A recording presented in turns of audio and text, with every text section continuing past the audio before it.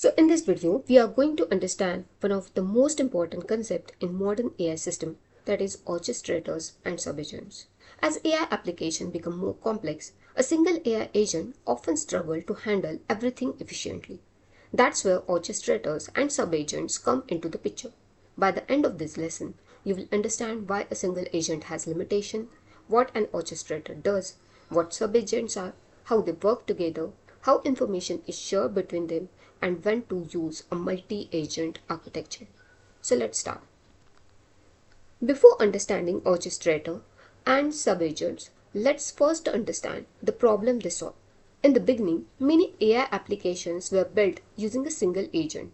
This agent was responsible for everything: understanding user requests, searching information, processing data, making decisions, generating response. At first, this seems simple.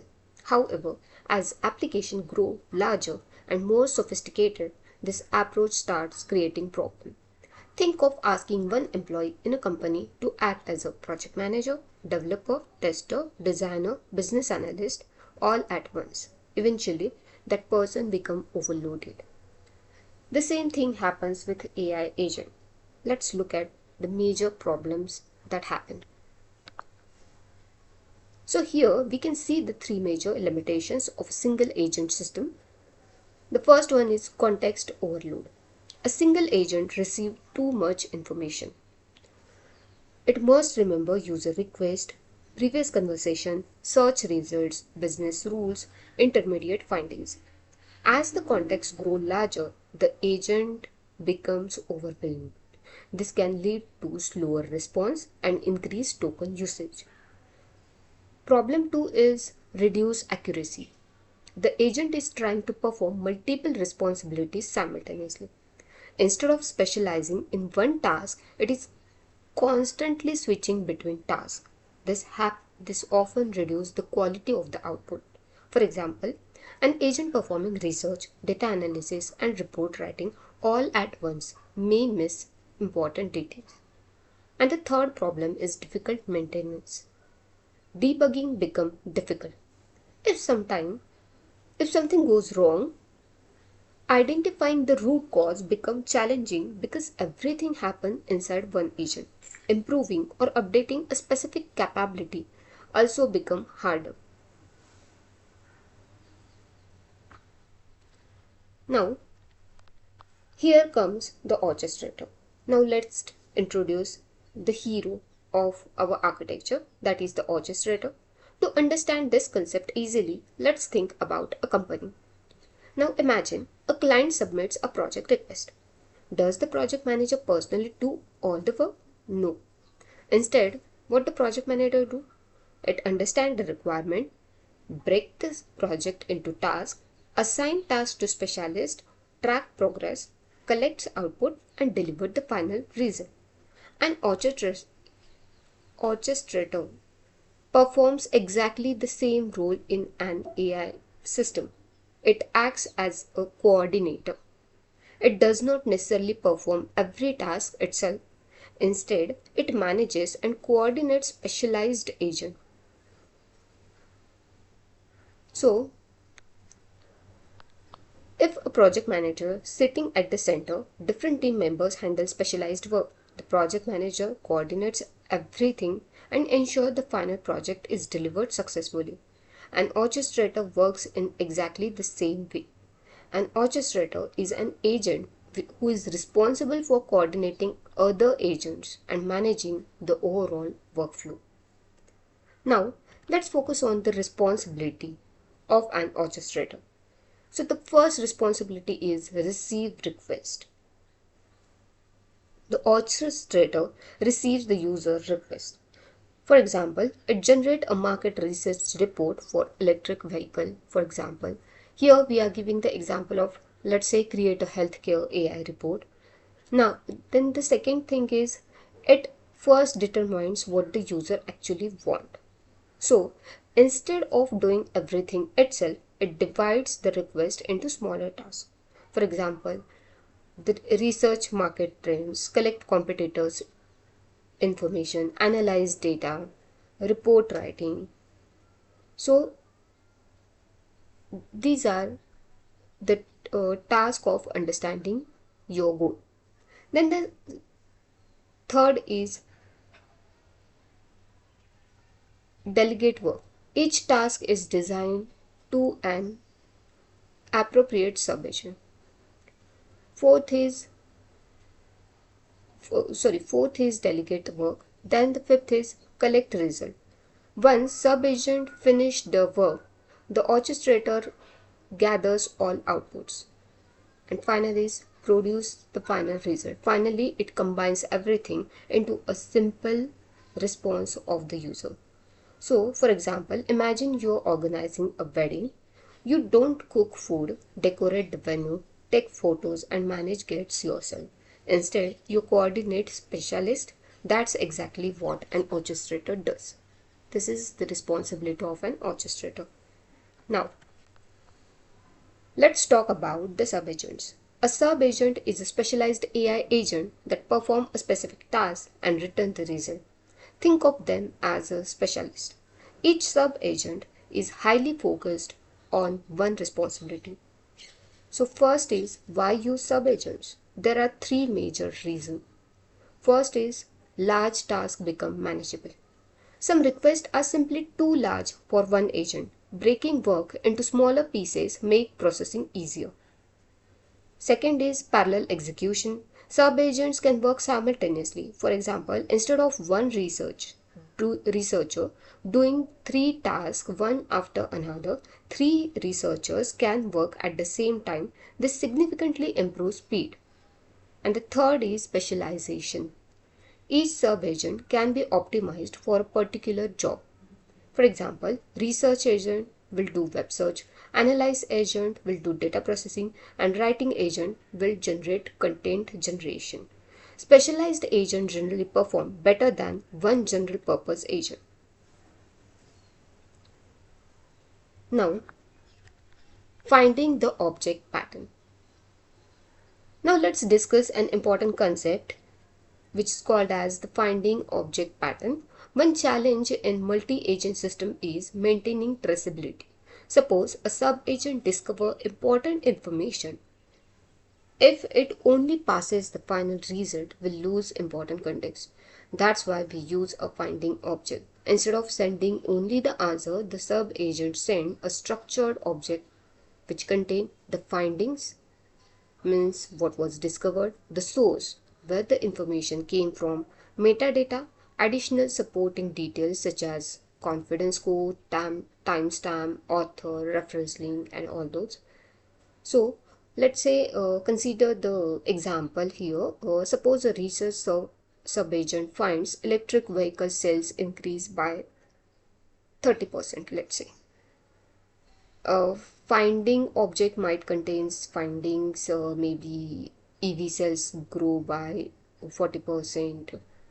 Then source maybe industry report 2025, metadata, publication date, confidence score, report URL. This makes the information reliable and auditable.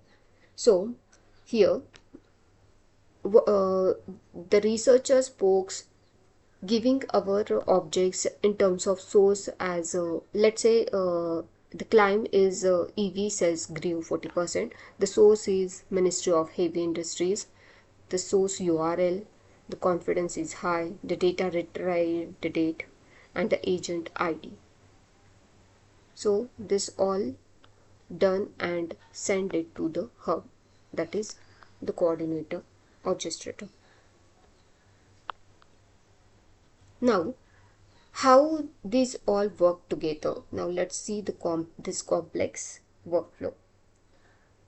This is very important, so let's walk through it step by step. The process starts with the user request. The request first goes to the orchestrator, that is main agent. The orchestrator analyzes the request and decide what tasks need to be performed.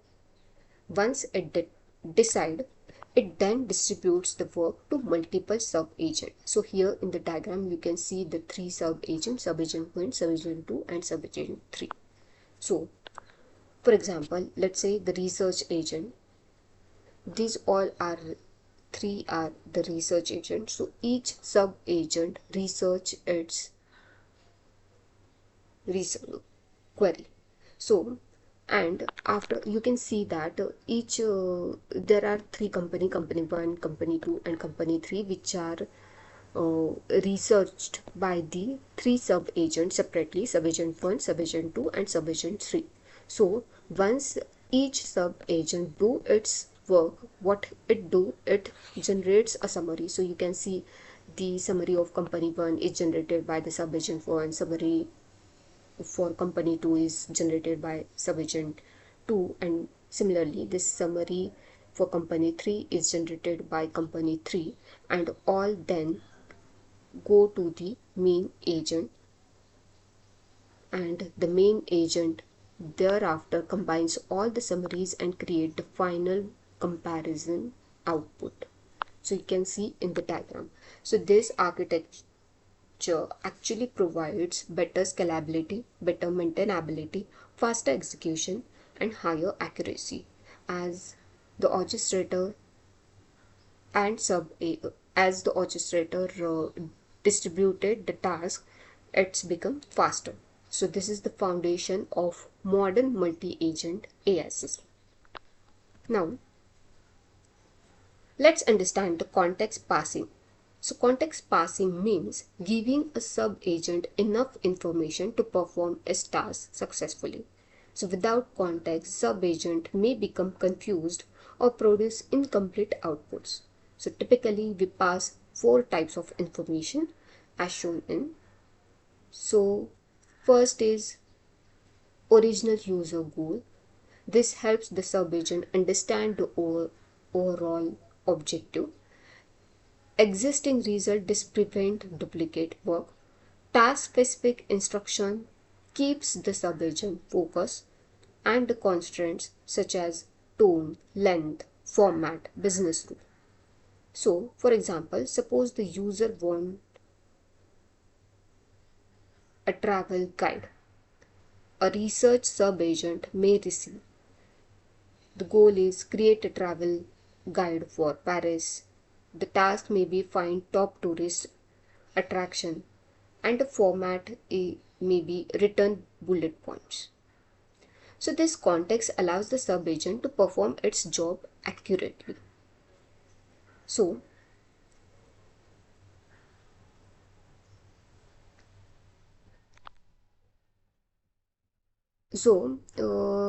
what it's look like in your code is run agent research open AI.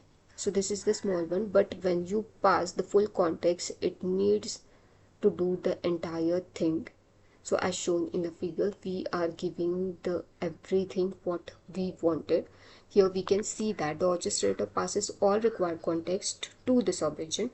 This ensures that the subagent has everything which needed to complete its task efficiently. So this is very important. Now let's understand the two the agent the single agent on the multi-agent system and their working pattern. So let's compare both approach.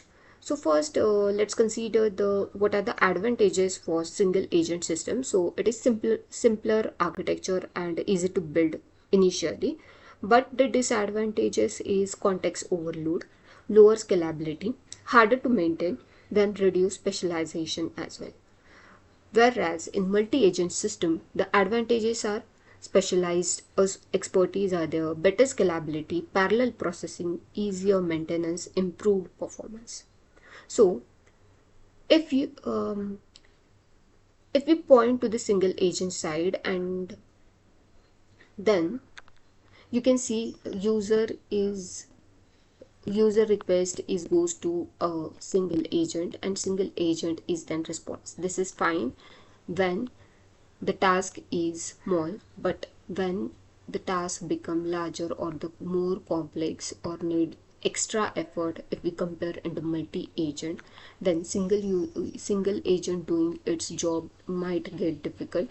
So here in multi-agent, what it happens is user request comes in, there comes the coordinator in the picture who actually understand the request and then divide the task accordingly. So as shown in the figure, you can see the coordinator, after getting the user request, is dividing its tasks to three different agents, which is called as the multi-agent. So researchers agent do its job, coding agent will do its job, and analysis agent will do its job. And when they perform their task, it then coordinate back to the coordinator, and coordinator then generate the final result.